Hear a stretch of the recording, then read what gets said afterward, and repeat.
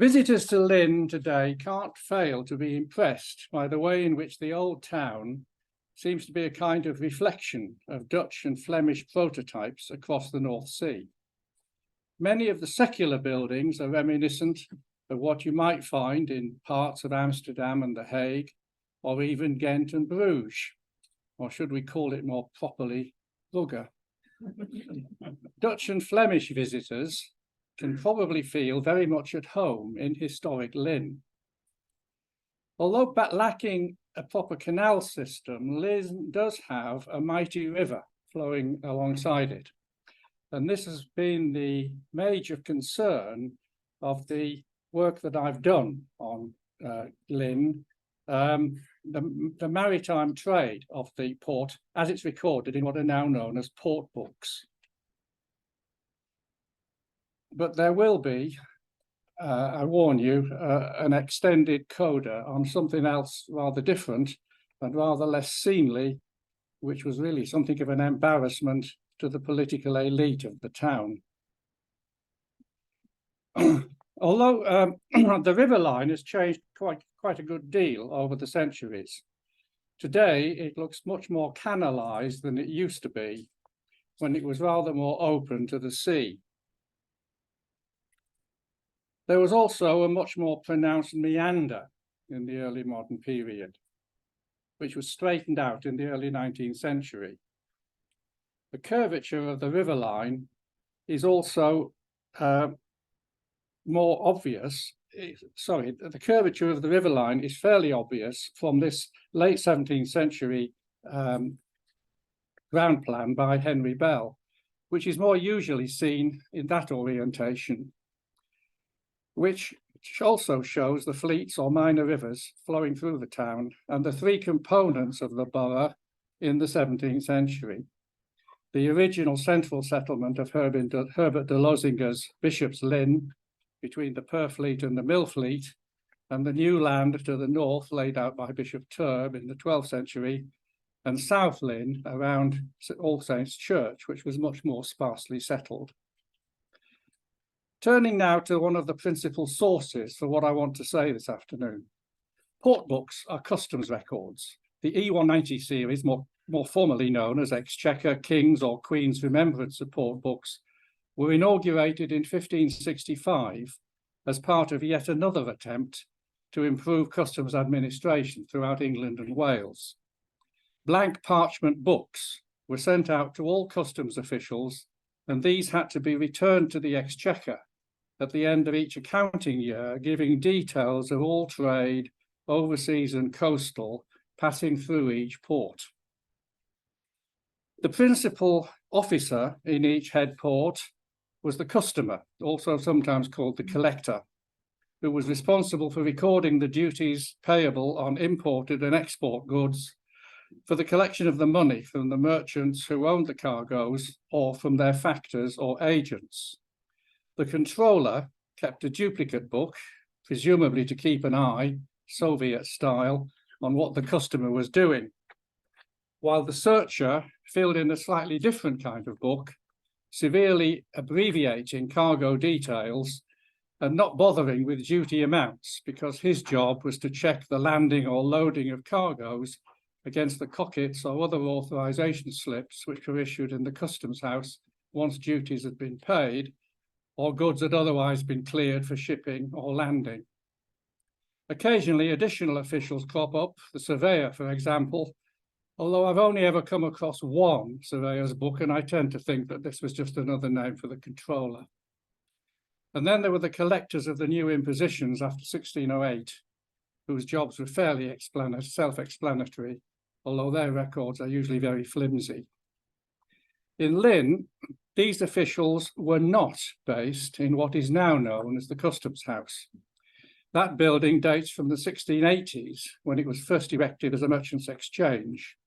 In the early 17th century, the Customs House was in the Tuesday Marketplace, more like the building on the extreme left of this picture, although that one was actually a 1620 replacement for the rooms rented from the corporation earlier in the reign. We also have a rather splendid memorial in St. Nicholas Chapel to two of the searchers of the port, Richard Clark, shown here on the left with his wife, and his son and successor, Matthew Clark, on the right, with his second wife and their sons. His deceased wife is shown below, prone and apparently lacking feet. The memorial was first erected by Matthew to commemorate his parents, who had migrated to Lynn from London, I think, when Richard was first appointed as searcher. Both men were elected to the borough corporation and served as alderman and mayor, perhaps for reasons that had little or nothing to do with the efficient administration of the customs system. The series of E190 port books continued even during periods when the customs were farmed, i.e. privatised, down to 1799 when it was discontinued altogether. And like many records, the manuscripts were then left to moulder in sacks in increasing states of decay and subject to the depredations of damp, mice and rats. Some of them still show the teeth marks. As a result of both this neglect and more wanton destruction, relatively few now survive. For the port of Lynn, for example, and concentrating on only the three major officials, customer, controller, surveyor, and searcher, between the accession of James I in 1603 and the calling of the Long Parliament in 1640, there should be at least 114 overseas port books, whereas in fact, we now only have 20. For coastal trade in the same period, the situation's even worse, but that's not our main concern here. Fortunately for Lynn, the extant manuscripts are not too badly scattered, and so it's been possible to focus attention on a short period for which, in the circumstances, there's reasonably good coverage. For the decades 1604 to 14, the years shows in red here, we have about 80% of the likely available information on overseas trade, evidence for 8 out of 10 years. This illustration gives a bit of the flavour of what a port book entry might look like. It records an imported cargo from Rotterdam, and you'll see that the following information can be successfully recovered. A date, almost certainly the date when the entry was made rather than the date when the ship actually arrived. The name of the ship, its home port, and its tonnage, usually a crude approximation. The figure could vary for the same ship in different manuscripts, or even in different entries in the same manuscript sometimes. The master's name, where the ship had come from or was bound for in the case of an export, the merchant's name and his nationality, the cargo details, which could be considerable, the duties paid and any allowances, except in the searcher's books. In this case, considerable additional detail was given about the salt imports which were going to be used in the annual Iceland venture. Some interest, just to complicate things a little bit, some entries record instances of shared shipping, where specified cargoes belong to different merchants. So to try to maintain some kind of consistency in the analysis, I rationalized port book entries into shipments. And a shipment is defined as a shipment of cargo which may consist of more than one item made in one ship by one merchant or a group of merchants clearly working in some kind of partnership to or from one port. This might be seen as a transaction by one merchant or company, and it does correspond to the usual or normal port book entry for over 90% of the cases. Shipments are what I shall be referring to for most of the subsequent analysis. Let's turn to the patterns of trade and to the places with which Lynn maintained commercial links. First of all, here's a map from Neville Williams's rather splendid book on the maritime trade of the East Anglian ports during the Elizabethan period, showing the various places that Lynn and Yarmouth traded with. And the situation was not much different in the next reign. They ranged from the Baltic to the Mediterranean, but we're most interested in the Netherlands, which has also been specially highlighted here. This table gives a breakdown of the 1,940 overseas shipments inwards and then outwards, shown by year at the top and by region. This is mainly to convince you that I have actually done the work. Scotland, which was still regarded as foreign in spite of the personal union of the crowns in 1603, trade mostly in the hands of Scottish merchants, who were now called Scots and not aliens. The Netherlands, 253 shipments inwards, 248 outwards, the most important area for our purposes. Northern Europe, the old Hanseatic lands. France, by which is meant northern and western or Atlantic France. Spain and Portugal, the Mediterranean, but only in good harvest years. Iceland, very unevenly recorded, and other and unknown ports, of which there were relatively few, apart from the 1 year, 1610 to 11, when the main manuscript very inconveniently and unaccountably didn't record trade ports at all. Towards the bottom right-hand corner, the people at the back will have to take my word for it because you probably can't see it. You'll see shipments for the creeks of Wells and Burnham are separated out in footnotes, although they're also included in the totals above. For those years, there were separate sections for the books for the creeks. But let's now look more closely at the Dutch trades. There were two outstanding features of Dutch commercial enterprise in the early 17th century: the emergence of the Dutch carrying trade and the growth of the great entrepot at Amsterdam, never perhaps quite matching the glories of Antwerp in its heyday, but still a notable phenomenon.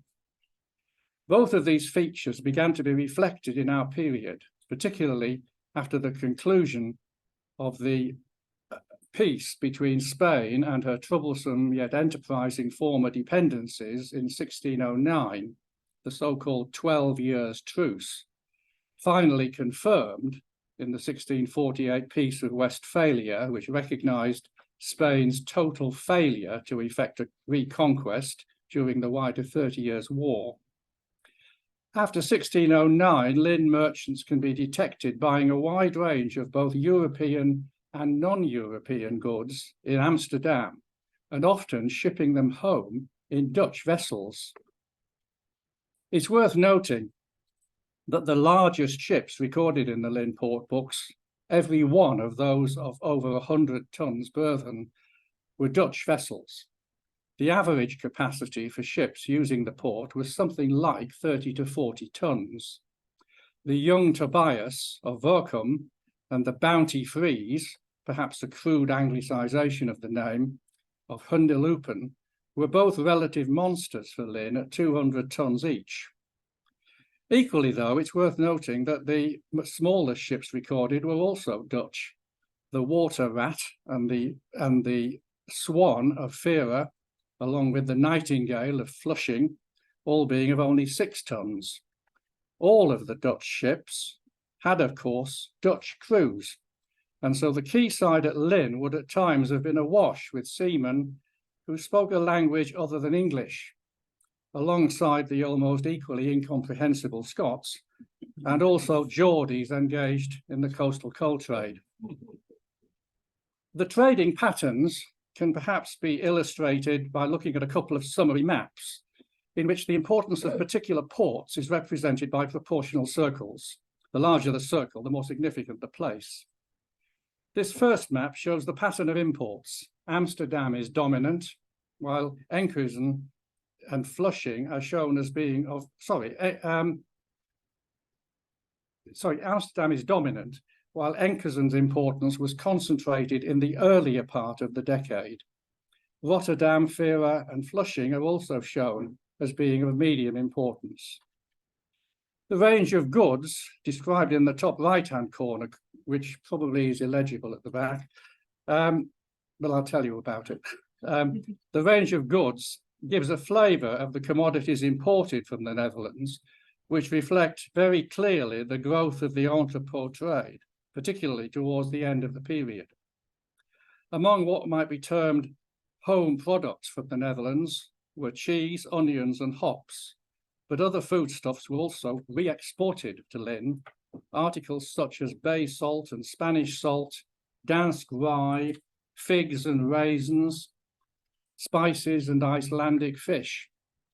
French and Spanish wines increasingly found their way to Lynn via Dutch ports, as did timber, rope, pitch and tar from Northern Europe, coal, usually termed Luc coals from Liège, as in the port book entry shown earlier, along with various kinds of stones, cloth, paper, glass, kettles, pots, tiles and bricks were significant among the other goods brought in, and even Icelandic hawks, live birds, made an occasional appearance.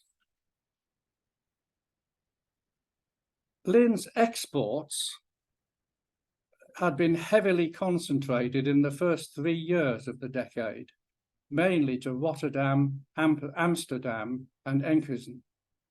The commodities included barley, malt, and cloth, the leading items.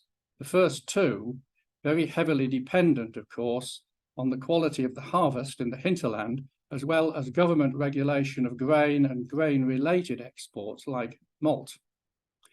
Then we find peas, saffron, particularly through the creeks, rapeseed, hemp seed, some initially from Boston but sent via Lynn, mustard seed, oil cakes, coal and beer, together with, at first, re-exported salt and even some spices.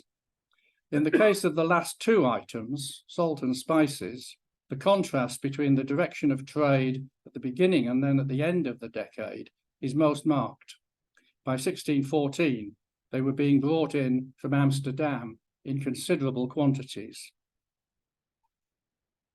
There were 14 leading merchants, the ones whose names feature most frequently, and they handled a significant proportion of the total trade, over 2/5 of all the recorded shipments, 42.7% overall.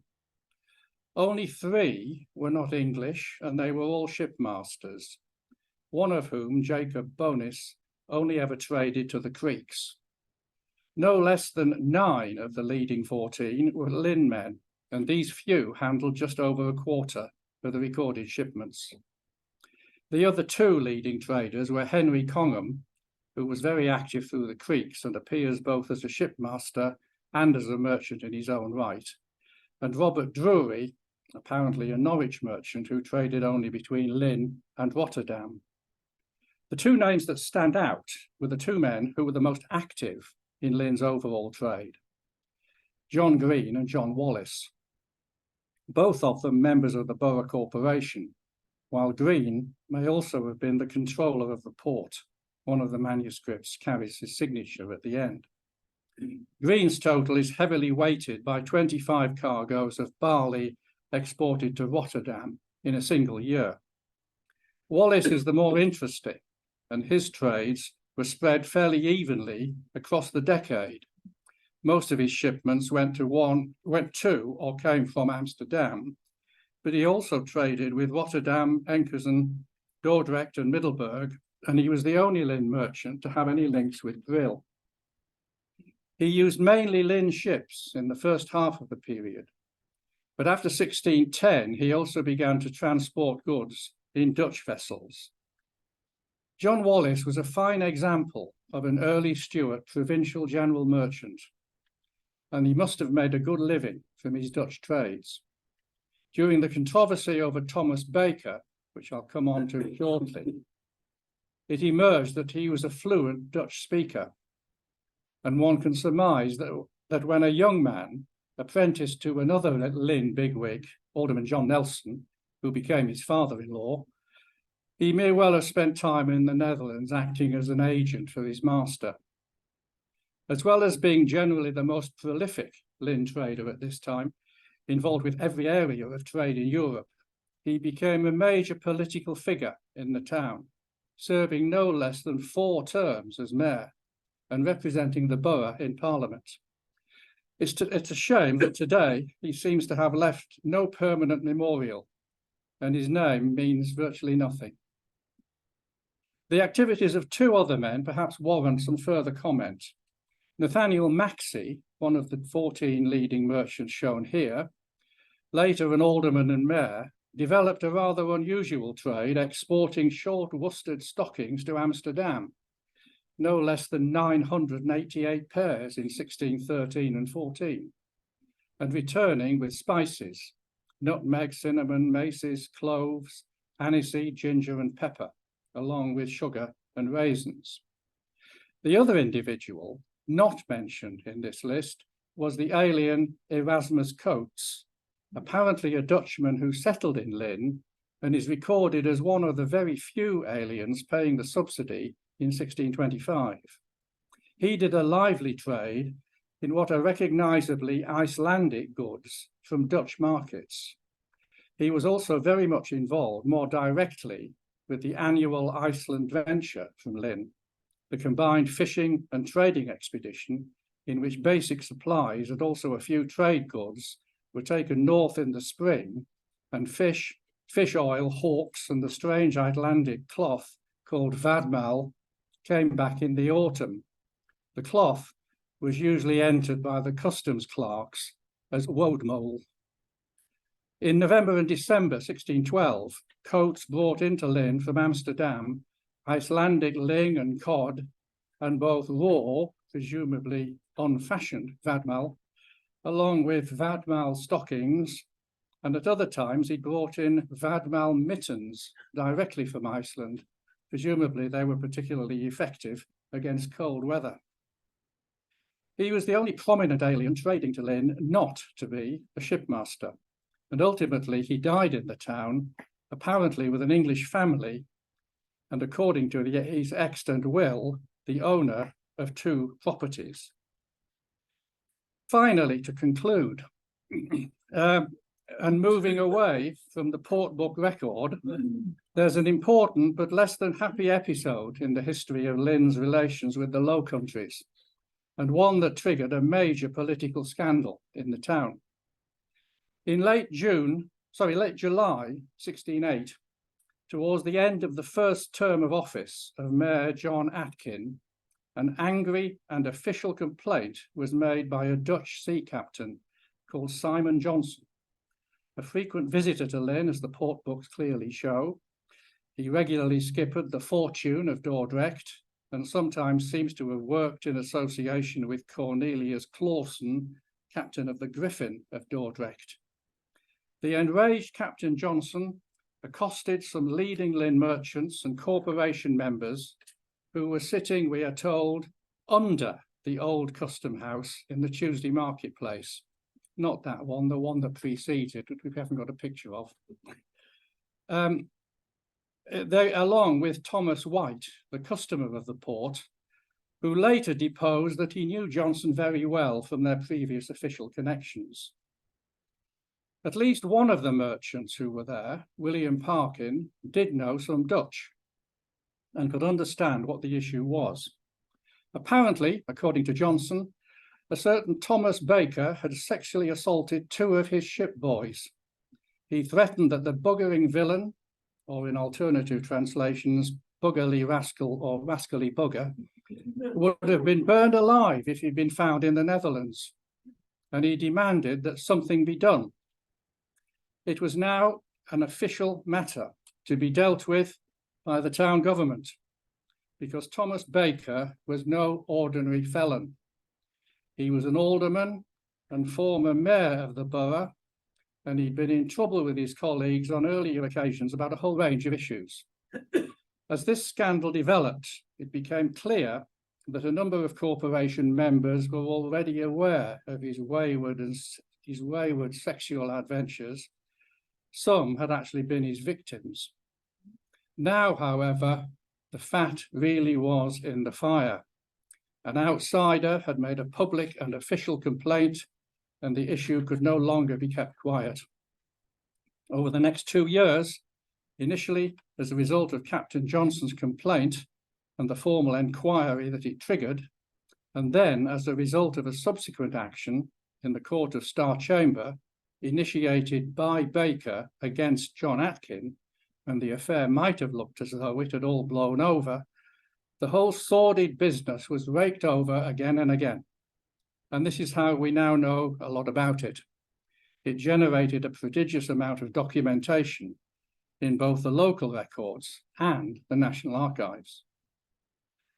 Upon learning of the sea captain's complaint, Mayor Atkin took advice from other borough justices, former mayors, and the recorder, and sent for Alderman John Wallace, who was known to be fluent in Dutch. On the 2nd of August, 1608, the two Dutch boys, Esdras Jacobson and Cornelius van Stuygen, were then summoned to appear before the justices at Atkin's house, which was relatively new in 1608 and still stands in South Lynn, now known as Greenland Fishery House. The cars weren't his. The initial testimony has been recorded in full. Esdras said that at the command of the shipper, he went with a westfalling gammon of bacon and a cheese and 3 pickled herrings, the which Mr. Baker hath received the same, bidding the young man welcome, and calling for a cup of beer in a silver cup. And drinking to him, he said to the foresaid young man, Esdras Jacobson, that he should drink it out, otherwise he should not be welcome. The young man not drinking it out, he thrust or put him down upon the bench, striking him upon the face, saying to him again that he must drink it out, notwithstanding he'd filled the cup full again. Then giving him 3 pence in money, and the young man having drunk it out, Mr. Baker thrust his hand into the young man's breeches, so that he felt his bare breech, saying, and shall I not breech you, and shall I not breech you, and shall I not breech you?